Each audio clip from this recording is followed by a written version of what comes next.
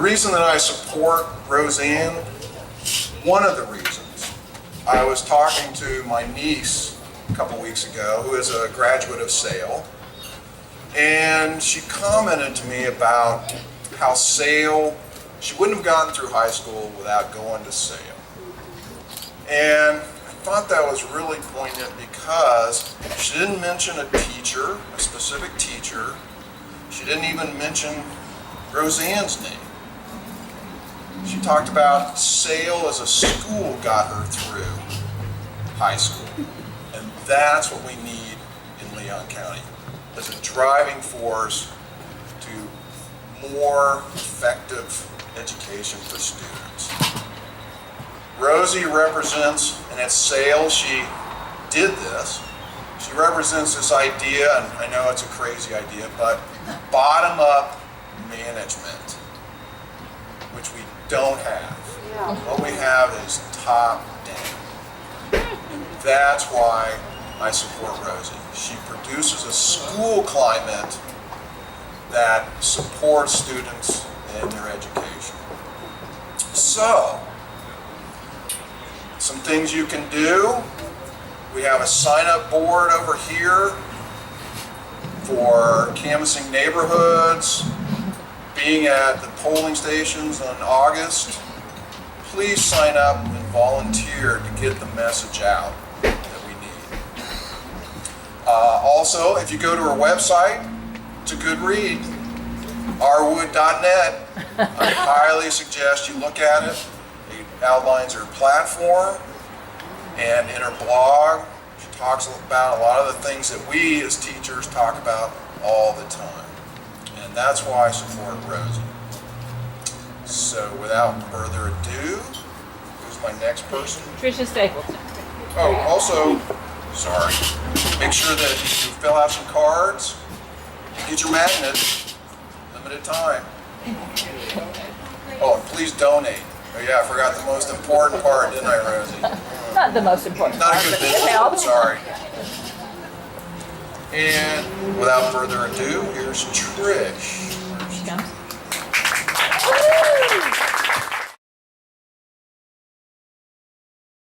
I'm Tricia Stapleton, and I taught at SAIL for 30 years while Rosie was principal. And I was the drama teacher that always had to have a script, so please forgive. I'd like to share a few of the things that I know about Rosie Tricia, speak up a little bit. that will make her an outstanding school board member. First, Rosie has not only an intuitive, but also an experiential understanding of creating the right environment for students to thrive. In the first days of SAIL, when it was known as the Alternative Learning Center, Rosie and her compatriots literally took to the streets to find potential students for the program. Why the streets? Because for any number of reasons, these were the kids who had dropped out of school. And she approached these disenfranchised young people with this question: what can we do to make you want to come to school? And the rest is history. Always with an eye toward giving students a voice, under Rosie's leadership, SAIL High School became a star in the crown of Leon County Public Schools. But not without a struggle, which brings us to another of Rosie's many outstanding leadership qualities. In order to keep the fledgling school alive, Roseanne had to convince the school's skeptical, outspoken opponents that the program had merit. Not only was she able to do that with diplomacy and geniality, but over the years, some of those opponents became some of Rosie's greatest admirers and SAIL's most outspoken supporters. As an administrator, Rosie was an intrepid and loyal advocate of both her students and her teachers. I always knew that if I had an idea, she would do everything she could to help me make that happen. She encouraged all of us to be creative and go beyond the confines of the box for the benefit of the students. And she is a fantastic arbitrator. She has an amazing ability to hear many, often disparate points of view, and craft them into an elegant compromise. She can listen and take criticism, and she willingly seeks feedback. She's visionary, creative, caring, open-minded, courageous, and really, really smart. And last but not least, Rosie is fun, and she knows that we learn when we're having fun. Although she's dead serious in her intent to place education's primary focus back in the capable hands of dedicated, hardworking, and creative teachers, she is all about bringing joy to the profession and to the classroom. Love you, Rosie. Love you too. Thank you so much.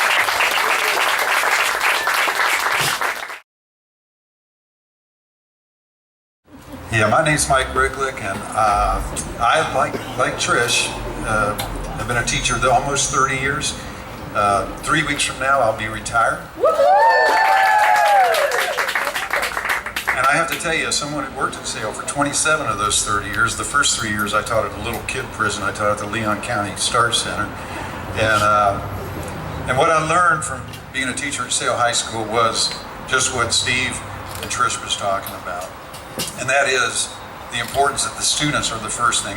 What I learned when I got a job for 5 years of my career, I taught at the Florida State University Education Department.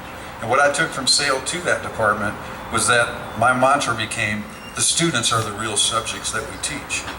And I think any of us who are in the trenches there know that that's true. Unfortunately, a lot of the people at the top don't know that. They seem to think that it's all about data. You know, I go to the district meetings every month for the English teachers, and I go away so depressed because all we talk about is tests and data, and all we talk about is how to make those test scores get better. What I want to know is how are we going to make the students get better, and that's what Rosie always reminded us of. That was our mission. And so I'm very committed to this cause, and so I want to promote a benefit we're going to do, and I want you to do that too. On May the 22nd, which is a Sunday afternoon, at the Legion Hall, we've got a great lineup of people that are going to play music and a lot of speakers. I don't have the list of speakers yet. That's Rosie's department. I'm putting together the music. You and Tricia. But we got several people. Bill Wharton is going to be there. Oh, wow. Bill Wharton's going to be there because his kids went to SAIL. His grandkids are still at SAIL, and he loves the school. And Velma Fry is coming out of, she doesn't play in public much very often these days. She's going to be there because she and Rosie have been friends for a long, long time and allies. And all these musicians know and love Rosie. We got Belle in the band playing, and she's a teacher. Scott Campbell and Avis Berry. Avis is a teacher. Bedhead Betty, their bass player, Dave, his daughter Marissa went to SAIL, one of my finest young people. The Saplings are going to be there. That's 2 of the 3 members of that band were SAIL graduates. The SAIL Bluegrass Alumni Band. And I'm going to be playing with my old friend Warren Sutton and another old friend, Sammy Tedder. We were in a band called the La Bamba Brothers. So we're going to have a little La Bamba light too. But aside from the music, we're going to be raising some money and raising some cane, having a great time. So we need each and every one of you to bring 10 people to that benefit.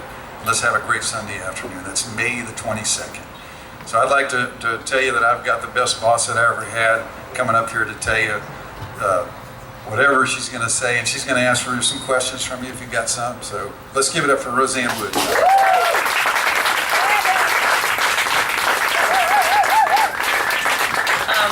Well, thank y'all for coming. I love a party.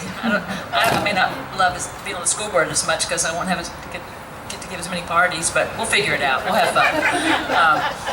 There's so many people here to thank. I'm afraid I'm going to leave someone out, but certainly Mike and Tricia and Steve, I so appreciate your words, and all my volunteers in the yellow shirts, so appreciate it. And Green Party events over there with Jody and Lorena and Anthony, my campaign treasurer.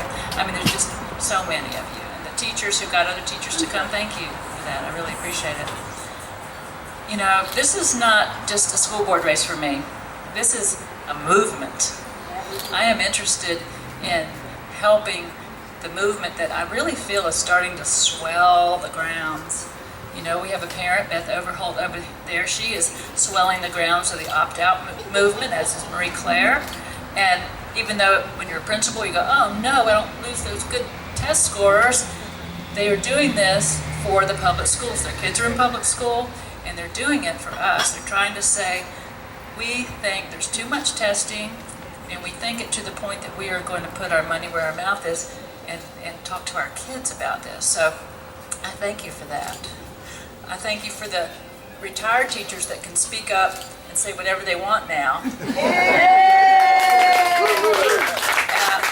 You know, and that's sort of what got me into this. I'm like, well, wait a minute. I loved my job as a principal and as a teacher, and I really did like retirement too. Some people went, what's wrong with you, girl?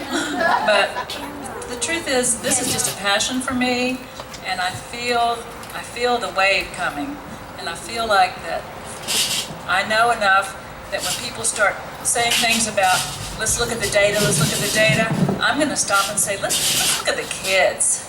Let's talk to the teachers, because the teachers I'm talking to are not very happy. Morale is low. And even though people don't like to say that out loud, there's a lot of teachers in the room, and you know it's true. And I think that's because somehow in this legislative mode of trying to blame the teachers for all the ills of our society, that teachers have felt deflated, but I think people have caught on. It's not the teachers. You are doing the work every day that nobody else knows how to do. And you're doing it so well, and so as administrators, we need, and all the way from the top down, need to trust you. We need to trust your professionalism and lift you up. And that's what I'm about, lifting people up to do their best. And when you get that as a collective movement, it really works. And we've proved that at SAIL for 40 years. When you respect teachers, when you respect kids, when you respect parents, when you respect the custodian, the message swells. And we don't have any bullying at school, and that's why everyone has a voice and no one is disrespected.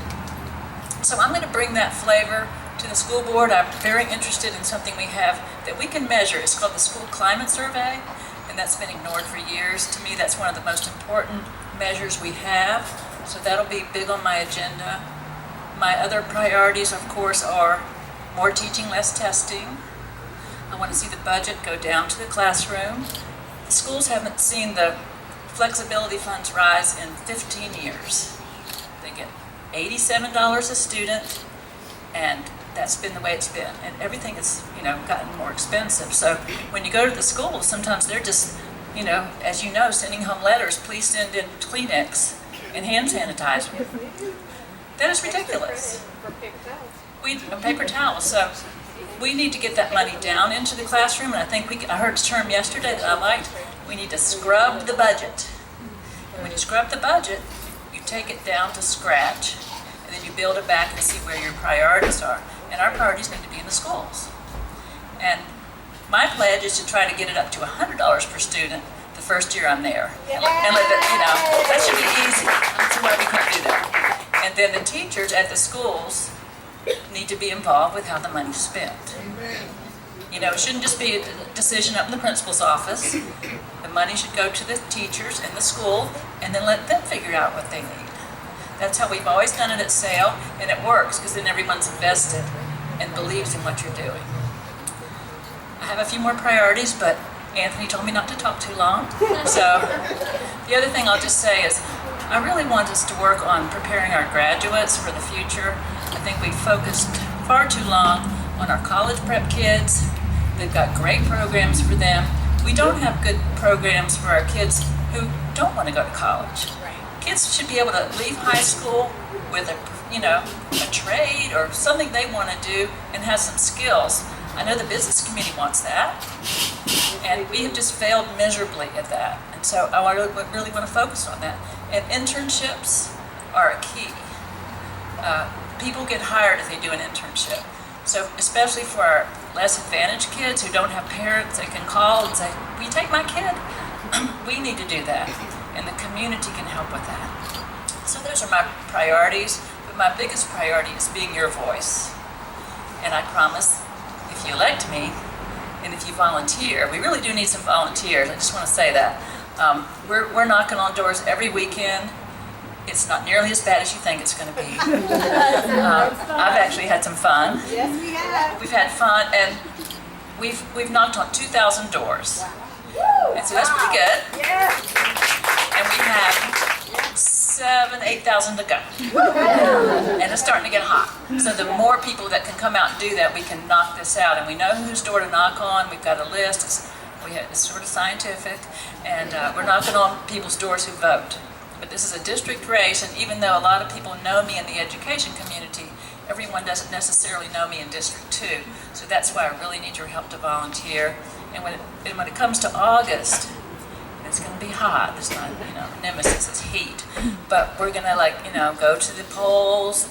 And I need your help on that. Stand on the corners, the whole thing. We're trying to do this a grassroots, kind of old-fashioned election. I need your help. I hope you'll come to the party, and I hope you'll sign up to volunteer. And thank you so much. I love y'all. Appreciate it.